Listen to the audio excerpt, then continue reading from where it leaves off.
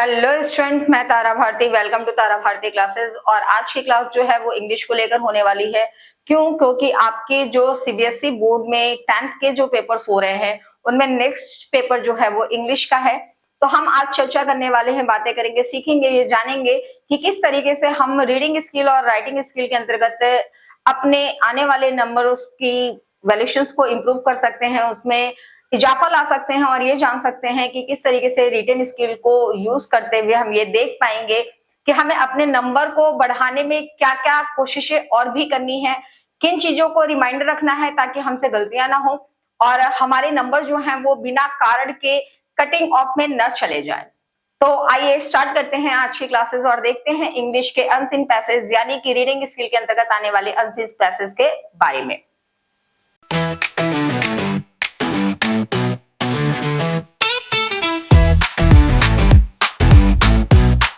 तो आइए शुरू करते हैं आज की क्लास इंग्लिश जो कि रीडिंग स्किल को लेकर है, जिसमें हम बात करेंगे कॉम्प्रिहेंशंस को लेकर। कॉम्प्रिहेंशंस में टोटल मार्क्स जो वैल्यू जो होती है वो 16 मार्क्स की होती है। मैंने इसके पहले के क्लासेस में आपको बता रखा है कि अगर हम इंग्लिश के क्वेश्चंस को अटेम्प्ट कर रहे हैं तो हमारे कितने नंबर्स किस किस सेक्शन से लिए जाते हैं और कितने नंबर्स की वेटेज होती है। लेकिन इसके बाद ये जानना जरूरी है कि उनमें अच्छे से अच्छे मार्क्स को लाने के लिए हमारे पास मटेरियल्स क्या क्या होने चाहिए ताकि हम उसको अच्छी तरीके से अटेम्प्ट कर सके। तो हर चीज को बारीकी से समझना बहुत ज्यादा जरूरी है। मैंने आपको पहले भी बताया है कि किसी भी चीज का सामना करने के लिए अपने आप को प्रिपेयर्ड करना बहुत ज्यादा जरूरी हो जाता है। यहाँ पर हम बात कर रहे हैं कंप्रीहेंशन को लेकर। तो कंप्रीहेंशन जो है वो आपके दो तरीके से पूछे जा सकते हैं, खास करके इंग्लिश में। अगर हम बात करते हैं प्रोज की, तो प्रोज और पोएट्री दोनों को ही लेकर, यानी प्रोज और पोएम्स दोनों को ही लेकर आपसे अनसीन पैसेज या फिर कंप्रीहेंशंस को देखा जा सकता है, दिए जा सकते हैं, जिनमें टोटल मार्क्स जो होती है वो आपके 18 मार्क्स की होती है, 16 मार्क्स की होती है। अब 16 मार्क्स में यहाँ पे मार्क्स दो टाइप में डिवाइडेड होते हैं, यानी 8 + 6 का।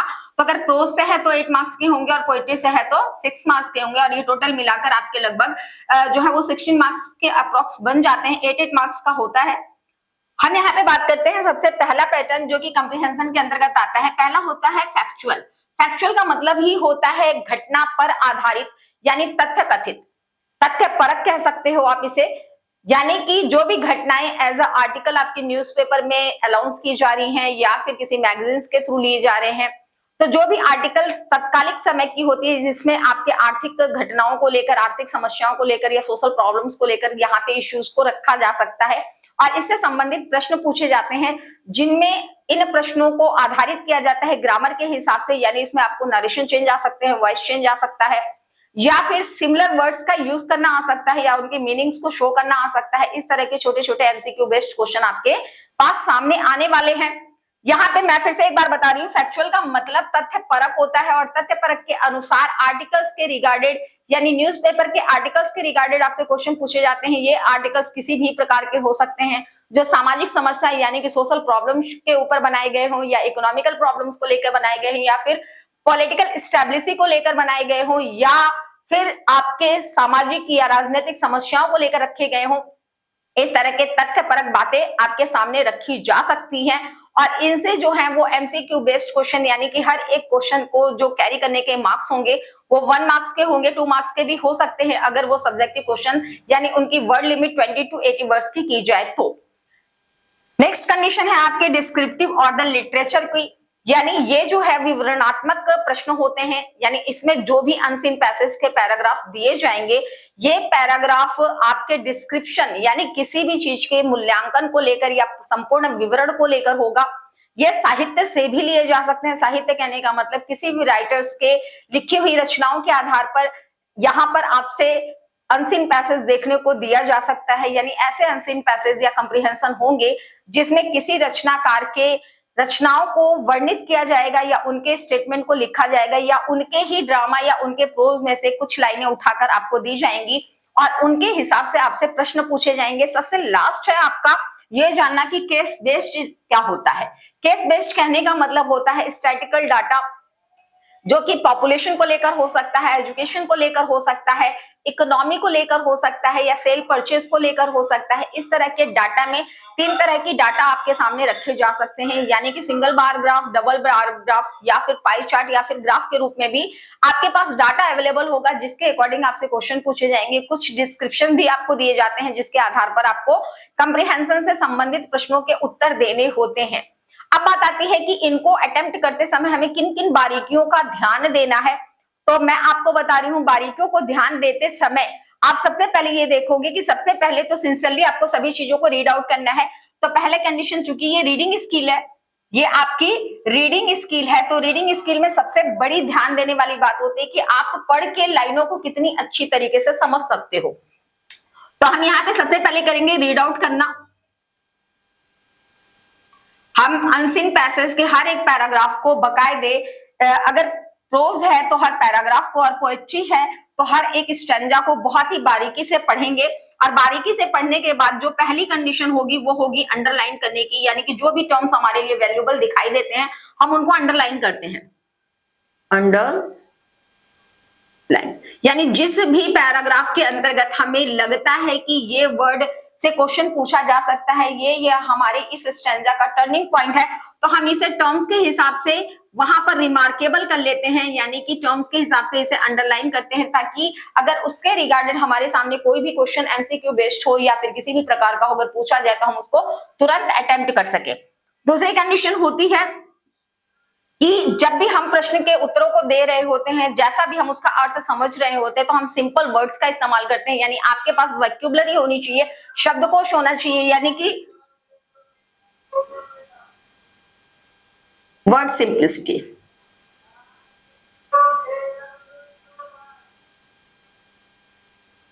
यानी कि आपका यहाँ पे पूरा का पूरा वर्ड जो होता है वो काफी सिंपल होना चाहिए।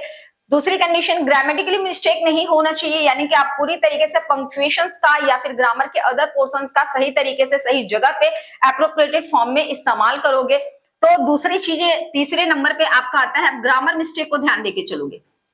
ग्रामर मिस्टेक नहीं होना चाहिए, ग्रामेटिकली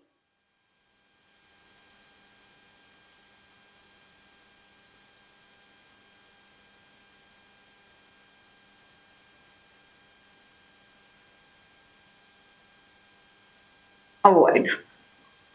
आपको अवॉइड करना है कि आप ग्रामर में क्या जानते हो और क्या नहीं जानते, लेकिन फिर भी आपको इस बात चीज की बारीकियों को लेकर चलना है कि ग्रामर के मिस्टेक्स आपके इस तरह की चीजों में नहीं होनी चाहिए। ग्रामर में बेसिकली हम पंक्चुएशंस को लेकर बातें करते हैं, बात करते हैं सेंटेंस फॉर्मेशन को लेकर कि टेंस कहाँ पे पूछा गया है, इसके हिसाब से टाइम एंड टेंस को लेकर भी सेंटेंस होंगे जिसमें आपको एप्रोप्रिएटेड टेंस फिल करने के लिए या उसके टेंस के अकॉर्डिंग वर्ब को फिल करने के लिए आ सकता है। तो इन बारीकियों को ध्यान में रखकर ही अपने कंप्रीहेंशन यानी कि अनसीन पैसेज से रिगार्डेड होने वाले क्वेश्चंस को बहुत ही बारीकी से आप हल कर सकते हो और उसमें अच्छे से अच्छे नंबर्स को गेन कर सकते हो। ये एक ऐसा एमसीक्यू बेस्ड क्वेश्चन होता है जिसमें आप अगर थोड़ा सा विशेष ध्यान दे दो, जो मैंने आपको बताया है कि इन बारीकियों को रखना है, तो आप इसमें अच्छे खासे नंबर्स को गेन कर सकते हो।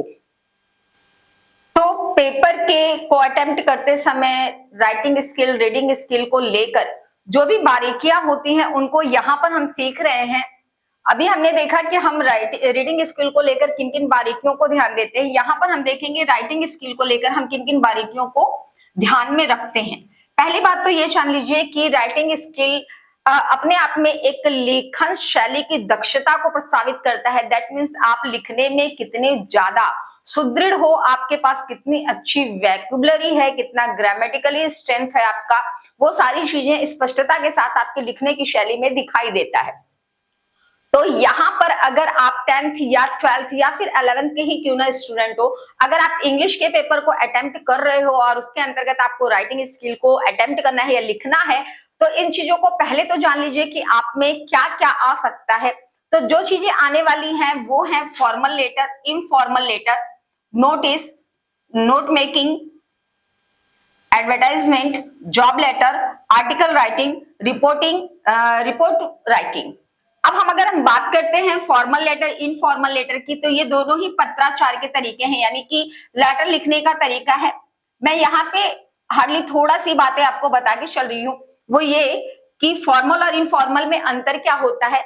इसे हिंदी में औपचारिक और अनौपचारिक कहा जाता है। यानी कि अगर आप आवेदन या निवेदन पत्र लिख रहे हो जो कि किसी भी तरह के ऑफिशियल वर्क के लिए यूज किया जाता है, ऐसे को हम फॉर्मल लेटर के नाम से जानते हैं। इनफॉर्मल लेटर में हम अपने सगे संबंधियों को पत्र लिखते हैं जिसमें इनविटेशन भी आता है, और अपने गुडविल के लिए या अपने गुडनेस के लिए आप अपने परिवार के संबंधियों को पत्र दे रहे होते हैं, इनविटेशन, या अपने इंफॉर्मेशन को शेयर कर रहे होते हो, या अपने इमोशंस को शेयर कर रहे होते हो। इससे संबंधित जितने भी पत्र आते हैं वो आपके इनफॉर्मल के अंतर्गत आते हैं। अगर हम फॉर्मल की बात करते हैं तो फॉर्मल के अंतर्गत ही आपका लेटर टू एडिटर आता है, जो कि 10th में पूछा जाता है और 11th में भी पूछा जाता है। अगर हम बात करते हैं नोटिस की, तो नोटिस जो है वो किसी भी सूचना को देने का एक तरीका होता है, जिसके अंतर्गत आप किसी भी शिक्षा संस्थान में या किसी भी ऑर्गेनाइजेशन में होने वाली जानकारी को आप दूसरों के साथ शेयर कर सकते हो। इसे हम कह सकते हैं कि ये पब्लिक डिस्ट्रीब्यूशन का काम होता है, जिसमें एक सूचना आप जन संचारित करते हो, जनता के बीच में रखते हो। नेक्स्ट आपका नोट मेकिंग। नोट मेकिंग में आपके पास आता है, कुछ कोटेशंस आपको दिए होते हैं जिनको मिलाकर आपको उसे संपूर्णता प्रदान करनी होती है या पूरी तरीके से राइट करना होता है। अगली बारी आती है आपकी एडवर्टाइजमेंट की, जो कि विज्ञापन है। आपने कई तरह के एड टीवी वगैरह में देखे होंगे, जिसमें कोई भी अपने प्रोडक्ट को लॉन्च करने के लिए या फिर पब्लिक डिस्ट्रीब्यूशन में लाने के लिए या पब्लिक के बीच में एज ए स्पॉन्सर करने के लिए, उसको प्रस्तावित करने के लिए इस तरह की चीजों को निर्मित किया जाता है। ये फिगर्स के थ्रू भी हो सकता है और नॉर्मली आपके स्टेटमेंट के थ्रू भी हो सकता है। इस चीज को लिखते समय हम विशेष ध्यान देते हैं कि कुछ कोटेशंस ऐसे होने चाहिए जो सीधे सीधे अटैकिंग है, यानी कि आपको पूरी तरीके से प्रभावित करने वाले हैं। तो आप इस तरह की कोटेशंस का इस्तेमाल या स्लोगन का इस्तेमाल कर सकते हैं। इसके बाद बारी आती है जॉब लेटर की। जॉब लेटर कहने का मतलब ये है कि अगर आप, ये फॉर्मल लेटर के अंतर्गत आता है, अगर आप किसी भी रिक्वायरमेंट के लिए, किसी भी एम्प्लॉयमेंट के लिए अगर आप अपने एप्लीकेशंस को राइट कर रहे हो कि आप क्यों योग्य हो, आपके अंदर क्या योग्यता है, शैक्षणिक योग्यता है, क्या दक्षता है, आपकी एक्सपीरियंस क्या है, और आपका जो है वो इंट्रोडक्शन क्या है, अगर आप जॉब लेटर में लिखते हो तो ये बायोडाटा और जॉब लेटर के अंतर्गत आता है। ये ज्यादातर 12वीं में पूछा जाता है, यानी 12वीं की इंग्लिश के पेपर में ये क्वेश्चंस पूछे जाते हैं, जिनके मार्क्स अच्छे खासे होते हैं। आर्टिकल राइटिंग कहने का मतलब जिस तरीके से न्यूज़पेपर में आप आर्टिकल्स, विज्ञापन वगैरह या फिर किसी भी चीज की जानकारी देते हो, ये क्लासिफाइड और अनक्लासिफाइड भी हो सकते हैं। जो स्पोर्ट्स को लेकर हो सकता है, पेज 3 यानी कि मीडिया को लेकर हो सकता है। इसमें कोई भी आर्टिकल सोशल प्रॉब्लम या फिर इकोनॉमिकल प्रॉब्लम या फिर पॉलिटिकल प्रॉब्लम्स के इश्यूज को लेकर दिया जा सकता है। नेक्स्ट कंडीशन होती है आपकी रिपोर्ट राइटिंग। रिपोर्ट राइटिंग कहने का मतलब किसी भी आंकड़े को लिया जा सकता है और इस आंकड़े के हिसाब से आपको इसे पब्लिक डिस्ट्रीब्यूशन के आधार पर वैसे शब्दों का प्रयोग करके लिखा जाता है कि आप उसको लेकर आपकी रिपोर्टिंग, यानी आपकी मेंटलिटी और आपके विचार, आपके एक्सप्रेशंस क्या हैं, वो आप इन पंक्तियों के माध्यम से यहाँ पर शो करते हो। अब बारी आती है ये जानने की कि इनमें किन किन बारीकियों को हमें ध्यान में रख के चलना है। तो इन बारीकियों को ध्यान में रखने के लिए मैं आपको बताती हूँ ताकि आपसे किसी भी तरह की कोई गलती ना हो जाए।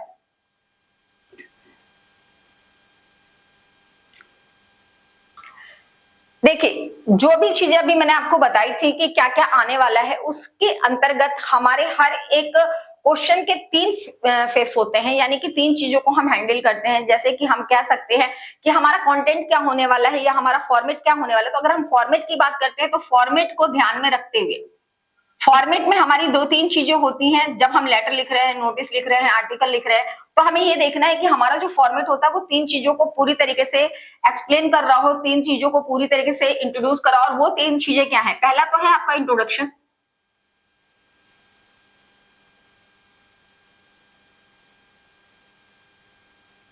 दूसरा होता है आपका कंटेंट, और तीसरा होता है कंक्लूजन।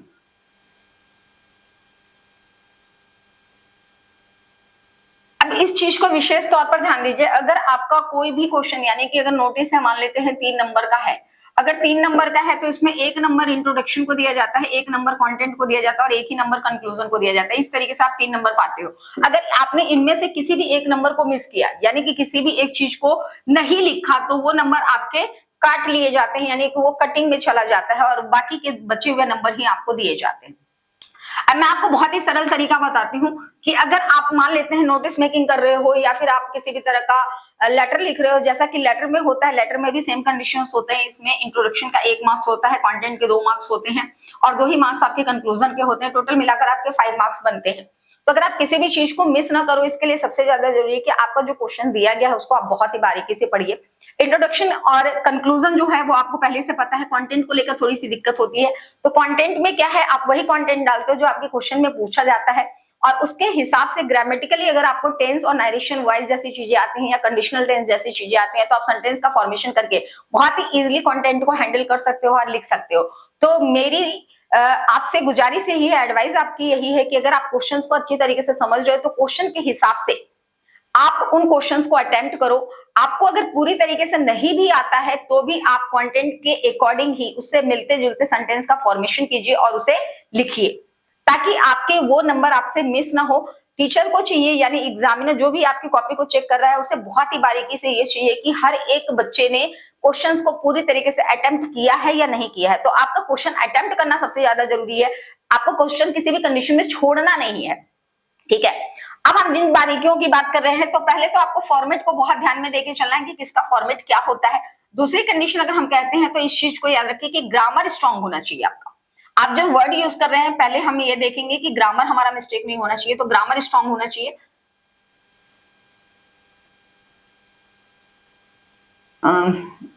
ग्रामर एरर से बचना है हमें, यानी ग्रामर के एरर को मिसलीड करना है, यानी यहां से हमें इसे हटाना है ताकि हम ग्रामर में किसी तरह का कोई भी एरर ना करे, कोई भी गलतियां ना करे। तीसरी कंडीशन है आपकी सिंपल वर्ड का इस्तेमाल कीजिए, सिंपल वर्ड्स इस्तेमाल कीजिए। जो भी सरल लैंग्वेज आपको आती है, जिन भी तरह के शब्दकोश आपके पास पहले से हैं, आप उन्हीं का प्रयोग कीजिए, सिंपल वर्ड्स यूज करने हैं आपको।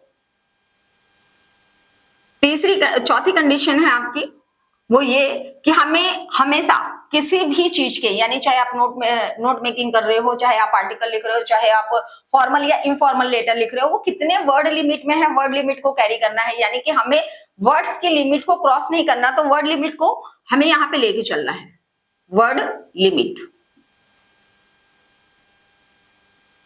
अगली बारी आती है पांचवी, जो ये आपकी जानने की कि क्या होना चाहिए। तो हमें अपने ट्रैक पे ही चलना है, ट्रैक से कभी भी अलग नहीं जाना, यानी कि हमसे जो क्वेश्चन में पूछा जा रहा है हमें सिर्फ और सिर्फ उसके सर्कमफेरेंस को ध्यान में रखकर ही अपने सेंटेंस को मेक करना है और उसमें राइट करना है। हमें कहीं पे भी इधर उधर डिस्ट्रैक्ट नहीं होना, यानी कि नॉट डिस्ट्रैक्टिंग, नॉट डिस्ट्रैक्टिंग, किसी भी तरीके से डिस्ट्रैक्ट नहीं होना और अपनी लीग पे कंटिन्यूअसली बने रहना है। और सारी चीजें जो हैं वो सिस्टमैटिक होनी चाहिए, यानी कि एक्यूरेंसी में होनी चाहिए। छठी चीजें ये है कि आपको सिस्टमैटिक लेके चलना है, सिस्टमैटिक, सिस्टमैटिकली ही हमें सारी चीजों को, जैसे कि पहले इंट्रो, दूसरा कंक्लूजन, तो दूसरा जो है वो कंटेंट और तीसरा कंक्लूजन। तो इन चीजों को बहुत ही विशेष तौर पर आपको ये ध्यान देना है कि हम किस तरीके से क्वेश्चन को अटेम्प्ट कर रहे हैं। और जैसा कि आपको पता है कि राइटिंग स्किल और रीडिंग स्किल दोनों मिलाकर जो है वो आपको 40 मार्क्स दिए जाते हैं, यानी 20 मार्क्स का जो होता है वो आपका रीडिंग स्किल होता है, 20 ही मार्क्स का आपका राइटिंग स्किल होता है। बाकी के 40 मार्क्स जो होते हैं वो आपके लिटरेचर से दिए जाते हैं, जो कि साहित्य के तौर पर आप कहानियों, ड्रामा या फिर कविताओं के रूप में पढ़ते हो। बाकी के जो 40 मार्क्स के क्वेश्चंस हैं वो आपकी किताब से होने वाले हैं, जिसमें आपके शॉर्ट टाइप क्वेश्चंस भी होंगे, लॉन्ग टाइप क्वेश्चंस भी होंगे और वेरी लॉन्ग टाइप क्वेश्चंस भी होंगे। अगर आप इंग्लिश के स्टूडेंट हो और आपको इंग्लिश की कविताओं और कहानियों को एक्सप्लेन करना है, तो प्रोज में सेंट्रल आइडिया और पोएट्री के अंतर्गत पोएटिक डिवाइस आता है। इसको जानने के लिए आपको पोएटिक डिवाइस समझना जरूरी होता है। ये पोएटिक डिवाइस जो होते हैं वो इंग्लिश के, जैसे आपने हिंदी में प्रसंगी व्याख्या लिखी होगी, तो कविताओं को पूरी तरीके से व्याख्यान्वित करने के लिए इंग्लिश में पोएटिक डिवाइस का इस्तेमाल किया जाता है, जिसको जानने के लिए फिगर ऑफ स्पीच को जानना बहुत ही ज्यादा जरूरी है, ताकि आप समझ सको कि किन पंक्तियों के माध्यम से राइटर या ऑथर जो है वो आपसे क्या कहना चाहता है, या पोएट आपसे क्या कहना चाहता है। अगर आप उनको पूरी तरीके से एक्सप्लेन करना चाहते हो तो मेरी एडवाइस के आधार पर एक बार फिगर ऑफ स्पीच जरूर से पढ़ लीजिएगा। और अगर आपको आवश्यकता होती है कि आपको फिगर ऑफ स्पीच जानना है, जिसको लेकर आपको कंफ्यूजन है, तो आप कमेंट बॉक्स में जाकर इसके रिगार्डेड बातें रख सकते हो, अपने प्रॉब्लम्स को रख सकते हो, ताकि हम उसका सॉल्यूशन आप तक पहुंचा सके। और साथ ही इस वीडियो को लाइक कीजिए, सब्सक्राइब कीजिए, शेयर कीजिए, ताकि आपके पास इस तरह की और भी जानकारियां आती रहे, आप जानते रहो, क्लास में बने रहिए, ताकि आप और भी कई इंग्लिश से संबंधित जानकारियों को ले सको। मैं एक बार फिर से आपको रिमेंबर कर रही हूँ, इस क्लास को लाइक कीजिए, सब्सक्राइब कीजिए, शेयर कीजिए, अपने क्लासमेट्स को बताइए, अपने दोस्तों को बताइए, ताकि वो इंग्लिश के क्लास को इजी समझते हुए इजीली समझते हुए अपने क्वेश्चन के सभी पैटर्न को बहुत ही सरलता से हल कर पाए और अच्छे से अच्छे मार्क्स ले पाए। क्यों? क्योंकि आपके आगे की पढ़ाई के लिए लिटरेचर का होना या फिर किसी भी भाषा का होना जरूरी है। जैसा कि भाषा की वैल्यूएशंस को मैंने आपके स्टार्टिंग के क्लासेस में भी बताया था कि भाषा कितनी वैल्यूएबल होती है। आप चाहे किसी भी सब्जेक्ट में क्वेश्चन अटेम्प्ट क्यों नहीं कर रहे हो, लेकिन आप क्वेश्चन को किस भाषा में लिख रहे हो, क्या वो ग्रामेटिकली पूरी तरीके से इंप्रूव है, आप उसमें पंक्चुएशन का इस्तेमाल सही से कर रहे हो, क्या आप ऐसे शब्दों का इस्तेमाल कर रहे हो जो सामने वाले को आकर्षित कर रहा है या उसको प्रस्तावित कर रहा है, जो भी आप इंटेंस रखते हो उस क्वेश्चन को एक्सप्लेन करने के लिए। तो यहाँ पर भाषा को समझना जरूरी है। उतना ही जरूरी आपकी जो भाषाएं हिंदी और इंग्लिश है उनमें आपका पूरी तरीके से अपडेट होना और साथ में ही आप अपने को कितना ज्यादा वेल डेवलप्ड कर सकते हो, ताकि आप अपने प्रश्नों के उत्तर को देते समय प्रश्न के उत्तर को पूरी तरीके से सेटिस्फाइड करो। ये बहुत ज्यादा जरूरी हो जाता है। इसी के शुभ कामना के साथ, ताकि आपके ढेर सारे नंबर्स आपके क्वेश्चंस में आप अटेम्प्ट कर पाओ, आपको ढेर सारी शुभकामनाएं हैं। धन्यवाद।